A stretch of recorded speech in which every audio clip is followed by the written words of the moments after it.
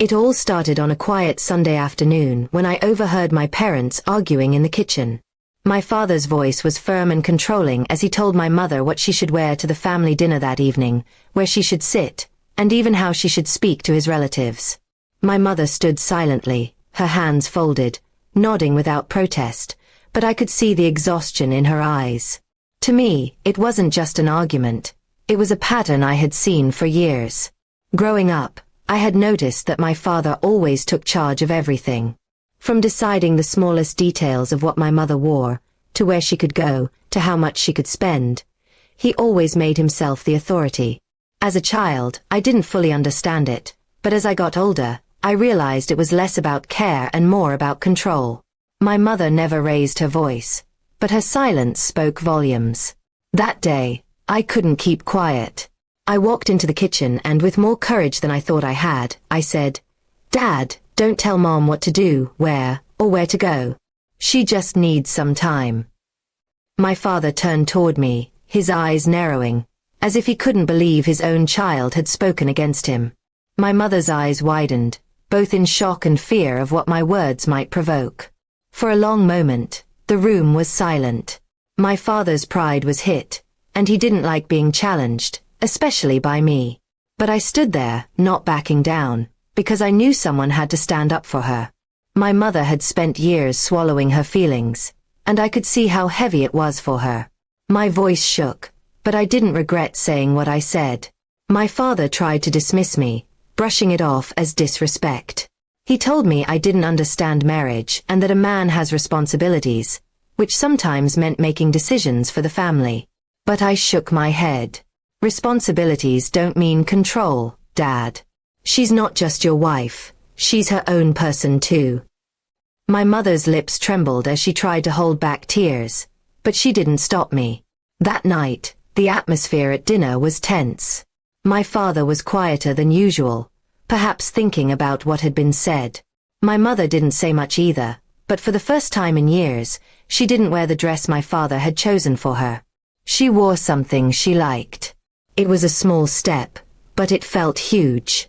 In the days that followed, I noticed changes in the way my father acted. At first, he was resistant, ignoring my words as if they didn't matter. But gradually, he started to pause before making decisions for my mother. Sometimes he would even ask her what she wanted. It wasn't perfect, but it was something. My mother, too, began to find small ways to express herself. Reading books she liked, visiting her sister without asking permission, and choosing clothes that made her feel good. One evening, my father sat me down. His voice was softer than usual. He admitted that he had grown up watching his own father treat his mother in the same way, and he thought it was normal. He had never considered that his behavior might be hurting my mom.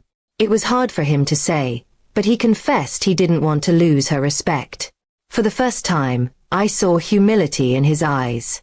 My mother joined the conversation, her voice gentle yet steady. She told him that she loved him but had always wished for more freedom to simply be herself. She explained that she wasn't asking to abandon the marriage, just to have space to breathe and make choices without feeling small. My father listened, and though he didn't fully change overnight, he promised to try. From then on, things slowly improved. They began spending evenings talking rather than arguing. My father asked her opinion before making family decisions, and my mother grew braver in voicing her thoughts. Sometimes they disagreed, but it was no longer one-sided. For the first time, their marriage felt like a partnership. I realized then that sometimes, it takes just one voice to break years of silence. My words hadn't magically solved everything, but they had opened a door my parents had kept shut for too long. My father learned that love isn't about control. It's about respect. And my mother learned that her voice mattered, not just to her children but to her husband too. In the weeks that followed, I often caught my mother smiling in ways I hadn't seen in years. She laughed more freely, spoke with confidence, and carried herself with a new lightness. My father wasn't perfect, but he was trying, and that effort made a world of difference. Looking back, I realized that moment in the kitchen was more than just a confrontation. It was a turning point for our family. My father learned humility, my mother found her strength, and I discovered that sometimes, even a child's voice can change the course of a home. And so, while my father still had his stubborn ways, he came to understand that telling someone how to live isn't love. Giving them space, time, and respect, that's where true love lies. And my mother finally got what she deserved. Not control, not silence, but freedom to simply be herself.